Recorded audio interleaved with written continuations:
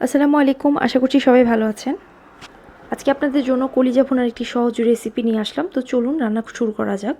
তো প্রথমেই একটা প্যানে আমি 1/3 কাপ পরিমাণ অলিভ অয়েল, 1/4 কাপ পরিমাণ সরিষার তেল দিয়ে দিয়েছি।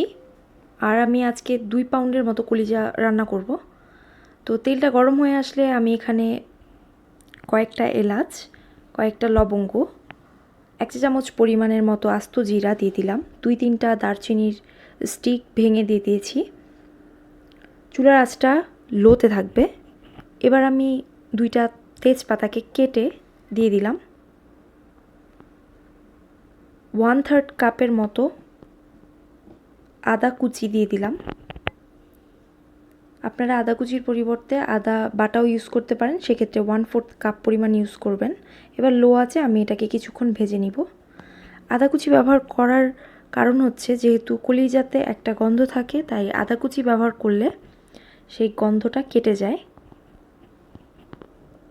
তো লো আছে 2 মিনিটের মতো ভেজে নেওয়ার পর আমি এবার এখানে 1.5 কাপের মতো মিন্সড অনিয়ন দিয়ে দিলাম। আপনারা চাইলে নর্মালি পেঁয়াজ কেটেও দিতে পারেন, কিন্তু আমি বেশি কুচি করেছি যাতে এটা জলদি গলে যায়। আর 1 চা চামচ পরিমাণ লবণ দিয়ে দিলাম পেঁয়াজটা জলদি ভাজা হওয়ার জন্য। এবার আমি খুব ভালোভাবে নেড়ে এটাকে মিশিয়ে নিব আর পেঁয়াজটাকে ভাজতে থাকবো বাদামি রং হওয়া পর্যন্ত। তো পেঁয়াজটা ভাজতে প্রায় 8 থেকে 10 মিনিটের মতো সময় লাগবে। পেঁয়াজের পরিমাণ কিন্তু আপনারা কমিয়ে বাড়িয়ে নিতে পারেন আপনাদের ইচ্ছে অনুযায়ী। যেহেতু আমি 2 পাউন্ডের মতো কলিজা রান্না করব, তাই আমি একটু বেশি পরিমাণে পেঁয়াজ ইউজ করেছি বেশি ঝোল রাখার জন্য। অনবরত কিন্তু নাড়তে হবে এই সময়ে। আর আপনারা চাইলে নন স্টিকের প্যান ইউজ করতে পারেন। তো পেঁয়াজটাকে আমি কিন্তু ভাজতে থাকবো বাদামি না হওয়া পর্যন্ত। আরেকটা জিনিস, আমি কিন্তু সবগুলো আস্ত মশলাকে ভেঙে এখানে ইউজ করেছি, তাতে ফ্লেভারটা খুব ভালোভাবে ছড়াবে। তো এবার আমি এখানে একটা টমেটো কেটে দিয়ে দিলাম আর সামান্য পরিমাণ পানি দিয়ে দিলাম, কারণ এখন আমি এখানে গুঁড়া মশলা অ্যাড করব। তো পানিটা খুব ভালোভাবে আগে নেড়ে মিশিয়ে নিলাম। তো গুঁড়া মশলার মধ্যে এখানে আমি 1 চা চামচ পরিমাণ হলুদ গুঁড়া, 1/2 টেবিল চামচের মতো মরিচের গুঁড়া দিব।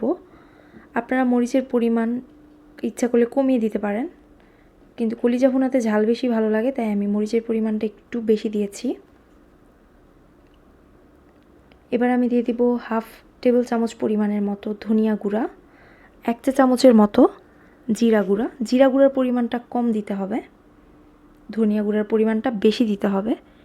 আর দিয়ে দিলাম 1 চা চামচ পরিমাণ গরম মশলার গুঁড়া, 1/2 টেবিল চামচ পরিমাণ রসুনের পেস্ট। আপনারা চাইলে রসুন কুচিও ব্যবহার করতে পারেন, তবে রসুন কুচি ব্যবহার করলে কিন্তু ফ্লেভারটা বেশি ইন্টেন্স হয়ে যাবে, মানে রসুনের গন্ধই পুরো কারিতে পাওয়া যাবে, তাই রসুন বাটাটা ইউজ করাটা বেটার, রসুন কুচি না ইউজ করে। এবার যাতে মশলাটা পুড়ে না যায় আমি আরও একটু পরিমাণ পানি এখানে মিশিয়ে নিলাম। খুব ভালোভাবে মশলাটাকে আমি মিশিয়ে নিচ্ছি। আর এটাকে ভাজতে হবে ততক্ষণ পর্যন্ত যতক্ষণ না পর্যন্ত তেল উপরে চলে আসছে আর একটা সুন্দর গন্ধ বের হচ্ছে। আমি এবার একটা ছোট আস্ত রসুন এখানে দিয়ে দিলাম, এটাও কলিজার গন্ধটাকে দূর করবে। তো মাটন এর মিট বা কলিজা এগুলা রান্নার ক্ষেত্রে আপনারা আস্ত রসুন ব্যবহার করতে পারেন। গরুর মাংস আস্ত রসুন ব্যবহার করলে খেতে ভালো লাগে রসুনটা, আর গন্ধও থাকে না কোনো স্মেল যদি মিটে থেকে থাকে। তো তেল উপরে চলে আসার পর এবার আমি কলিজাগুলোকে এখানে মিশিয়ে দিলাম। কলিজাকে আমি আগেই ভালোভাবে কেটে ধুয়ে পানিটাকে ড্রেন করে দিয়েছিলাম। তো এখানে কোনো পানি মিশানো যাবে না অতিরিক্ত। আর এটাকে লো হিটে এখন ঢেকে রান্না করতে হবে প্রায় 20 থেকে 25 মিনিটের মতো। আর এর মাঝখানে কিন্তু এটাকে নেড়ে দিতে হবে যাতে তলানিতে এটা লেগে না যায়। তো আমি এটাকে রান্না করতে থাকবো যতক্ষণ না পর্যন্ত পানি উঠছে। আমি এখানে আস্ত রসুন ব্যবহার করেছি, আপনারা কিন্তু আস্ত রসুনের পরিবর্তে চাইলে 1 চা চামচ পরিমাণের মতো মেথি ব্যবহার করতে পারেন। সেক্ষেত্রে রসুন যে কাজটা করবে মেথিও একই কাজটা করবে।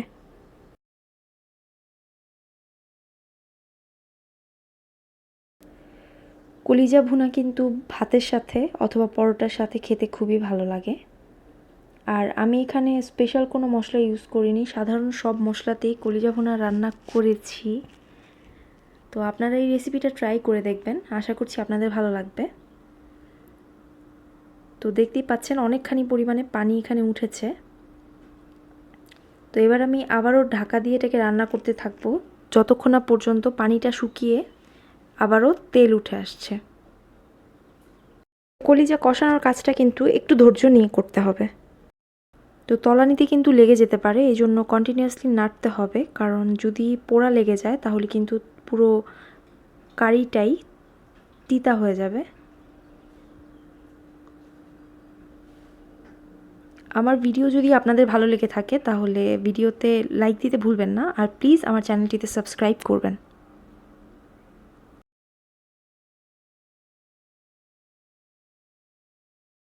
তো তেলটা কিন্তু উপরে চলে এসেছে। এবার আমি এখানে 3 কাপের মতো পানি দিয়ে দিব। আপনারা চাইলে পানির পরিমাণ কমিয়ে বাড়িয়ে দিতে পারেন। আমি পানিটা বেশি দিব কারণ আমি এখানে কিছু আলু অ্যাড করব। একটা আলুকে আমি কিউব সাইজ করে কেটে সেটাকে পানিতে ভিজিয়ে রেখেছি। আলু কাটার পর পানিতে ভিজিয়ে রাখলে ভালো হয়, তাহলে আলুটা আর কালো হয় না, আর আলুর অতিরিক্ত স্টার্চটা বের হয়ে যায়। আর কলিজা ভুনাতে আলু ইউজ করলে কিন্তু এই ভুনার স্বাদটা আরও বেশি বেড়ে যায়। আপনারা চাইলে কিন্তু আলু নাও ইউজ করতে পারেন, এটা পুরোপুরি অপশনাল। তো আমি পানি দেওয়ার পর অপেক্ষা করব বলক চলে আসা পর্যন্ত। এবার আমি আলুগুলো এখানে দিয়ে দিচ্ছি, দিয়ে আমি আবারও ঢেকে রান্না করব আলুটা সিদ্ধ হয়ে যাওয়া পর্যন্ত, আর ঝোলটা কিছুটা আমি শুকিয়ে ফেলব। একদম ঝোলটাকে শুকানো যাবে না, কারণ এই ভুনা কিন্তু ঠান্ডা হওয়ার পরে আলু কিন্তু পানি আরও টেনে নেবে। তো রসুনটা কিন্তু ফেলে দিব না, এই রসুনটা কিন্তু খেতে খুবই মজা। যে কোনো মাংসের তরকারিতে রসুন ব্যবহার করলে ওইটা পরে আপনারা ইউজ করে খেয়ে দেখবেন যে এটা কতটা মজাদার হয়। তো এক্ষেত্রে একটু সাবধানতা অবলম্বন করতে হবে, কারণ তরকারি হাঁড়ি থেকে কিন্তু গরম ঝোল হাতে লাগতে পারে। তো এবার আমি কয়েকটা কাঁচামরিচ আর হাফ চা চামচের মতো জিরা গুঁড়া দিয়ে খুব ভালোভাবে এটাকে নেড়ে মিশিয়ে নিচ্ছি।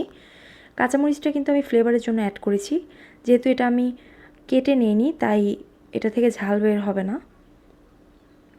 এটা আস্তই থাকবে। তো খুব ভালোভাবে মিশিয়ে নেওয়ার পর এবার ঢাকনা দিয়ে আমি চুলাটা বন্ধ করে দিব, আর এটাকে এভাবেই রেখে দিব 5 মিনিটের জন্য। তারপর আমি এটাকে সার্ভ করে নিব। তো আশা করছি আমার আজকের রেসিপিটি আপনাদের ভালো লাগবে। আজকে এখানেই বিদায় নিচ্ছি, সবাই ভালো থাকবেন, আল্লাহ হাফেজ।